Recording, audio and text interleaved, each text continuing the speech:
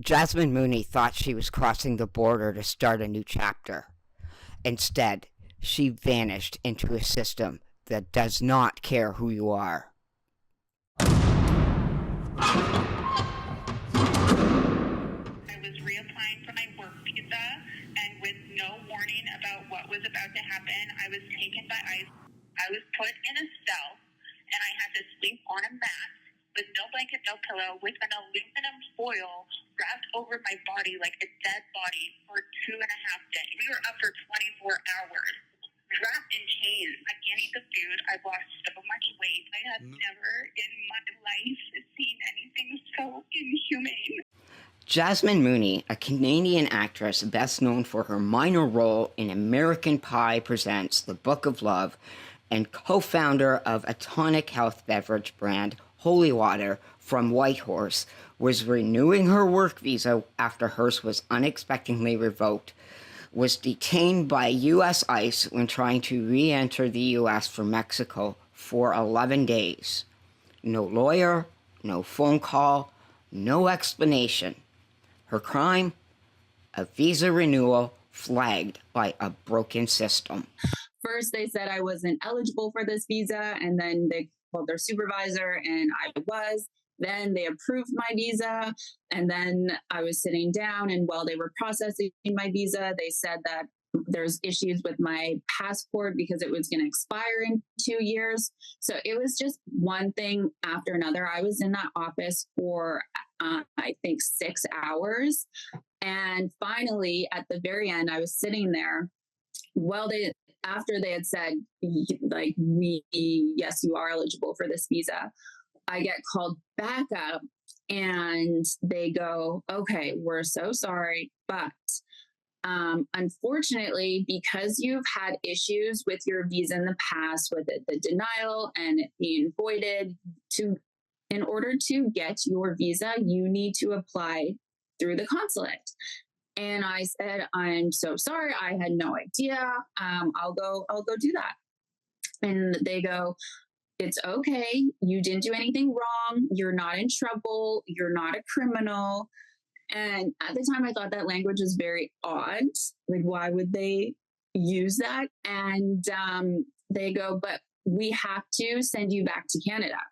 And I said, okay. Like, I was planning on going back anyway. And then this man came out and he said, Jasmine, please follow me. And he took me to this room. And that's where it all happened.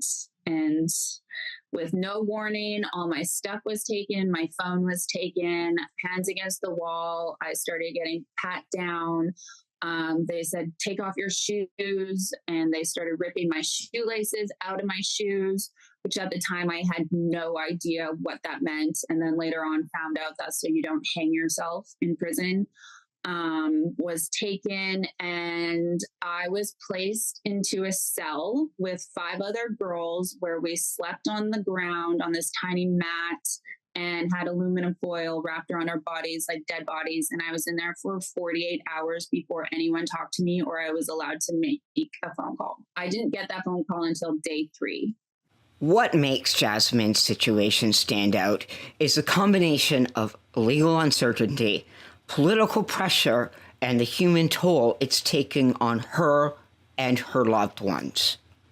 I climb into my warm bed every evening feeling guilty because I know that my daughter's in a concrete cell without even a blanket. What I am livid about is the length of time she's been in custody and the inhumane living conditions these women have been in. There needs to be more clear guidelines and rules, and because Jasmine was trying to follow them. She wasn't trying to sneak into the country and work. She was trying to go about it the right way. It's shocking that the government resources would be used against a Canadian who has no past criminal history, no immigration violations. It's almost like they're throwing the book at her just to make an example. We're all very stressed out, very concerned, very scared, and hoping we find a swift resolution to this matter. The nature of our relationship is so fraught right now that this case makes us all wonder, what about our relatives who are working in the States? What about when we cross the border? What kind of an experience are we going to have? It is reckless, the approach of the president, and this woman should be brought back to Canada as quickly as possible. While Jasmine was in detention, she met hundreds of women that were detained for paperwork errors, visa delays, or simply being in the wrong place at the wrong time. Now free, Jasmine is using her voice to fight for those still inside. Her story is a call to action for transparency, compassion, and reform. I'm really trying to use my voice to tell people what's going on, because I really don't think a lot of people know what's going on in there. I was in there, I met around 200 other women who none of us had a criminal record. Everyone's story was different, a lot of the same. A lot of women I believe should not be in there. And what I found is the issue wasn't about getting deported. A lot of women admitted that they overstayed their visas. It's just what the issue that they have is the process of getting out of there. It is next to impossible. There is no communication. You do not have an officer to talk to. You can't contact your lawyers or your friends or your family. I was transferred twice in 2 weeks, which is an awful experience. There were girls in there who had been transferred 8 times in a couple weeks. So the whole system just felt super rigged to keep us in there. That I believe that all the women in there are kept in there as long as possible, transferred around, because it's a business and they make money off of us. That's the only explanation that I could come up with, because I said from day one I would pay for my ticket to go home. The amount of wasted resources that I witnessed in there, the inhumane conditions, they did everything they can to cut costs. Right now, I'm just trying to be a voice and bring light to this in hopes that someone who can make a change to the system cares and will listen and will sit down and see what's going on, because I want to believe that they don't. The administration doesn't know what's going on in there. Like I said, it is such a waste of resources. I met a girl in there that was there for 10 months. 10 months in those conditions. And I was there for 2 weeks. I'm Canadian. I have a Canadian passport. I had media, friends, family, lawyers, everyone using all of their resources to get me out. And it still took me 12 days. So can you possibly imagine what the other girls in there who don't have my resources, who don't have my privilege, are going through? Jasmine's case is not isolated. It was a warning. So far this year, there has been 149 Canadians that have been detained, almost double from last year. According to Canada's Foreign Affairs Minister, Anita Anand, approximately 55 are still currently detained in the U.S. detention centers. This surge in these detentions is due to Trump's immigration policies and Stephen Miller's obscene quota of making 3,000 arrests a day. Cynthia Oliveira was just 10 years old when her parents brought her to the U.S. from Toronto. When the U.S. realized that she was not in the U.S. legally, she was deported back to Canada in 1999 when she was just 19 years old, but came back within a few months. She spent the next 25 years working and paying taxes in L.A. Towards the end of Biden's term, she was granted a work visa and was working on getting her green card. But she was arrested during a routine immigration interview in LA. Her husband, Frank, and Paula herself were both Trump supporters. Frank said that he voted for Trump because he wanted change. And he certainly got that. I guess that he has a very short memory and doesn't remember what happened the last time Trump was in office. The only crime I committed is to love this country, is to work hard and to provide for my kids. But I really do need their help. I don't want to be in here. This is not right. I'm so desperate. I've gone to 4 different facilities, and every single facility I've gone in, I've told them I'll pay for my own flight. You thought you were going to be getting your green card, but instead they arrested you. Did they trick you? Yes, I honestly thought I was going for my interview, for my green card interview. They said, look, She's getting deported immediately.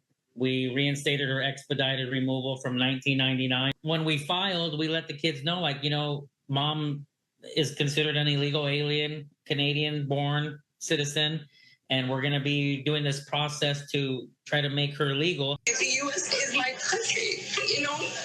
That's where I met my husband. That's where I went to high school, junior high, elementary. That's where I had my kids. I voted for change, but I didn't vote for this change. My wife is a very, well, up until 18 days ago, was a strong believer in what was going to happen the next 4 years. But we feel totally blindsided, betrayed. I will fly there myself. I will be waiting at whatever terminal to pay for a ticket. I will pay for an escort. Paula Calais, a 45-year-old Montreal native, was trying to expand her swimsuit business in Florida. She bought property and lived a modest life while working on her brand. Her family believed that she was in the U.S. on a non-immigrant visa for special skills that was set to expire in March. She applied for an extension in February, but it was denied because the color of ink that was used to sign the document. She reapplied thinking the issue was resolved. On March 28th, she was arrested for battery for an altercation with her now ex-boyfriend. She maintains her innocence and says that she was defending herself. After posting bail, she was taken into ICE custody. Paula's family says her detention is a nightmare and that their finances are being stretched to the limit as they try to navigate the confusing legal and immigration system in the U.S. Now, I understand you've also spent a lot on lawyers trying to get her out, and really nothing has happened. What kind of information are you getting on where your daughter is and how she's doing and why she's still being detained? I know it's very hard for her and for me. And we don't know what happened because everything happened in the United States. I think it's that she asking what happened, why they don't leave her going out from there.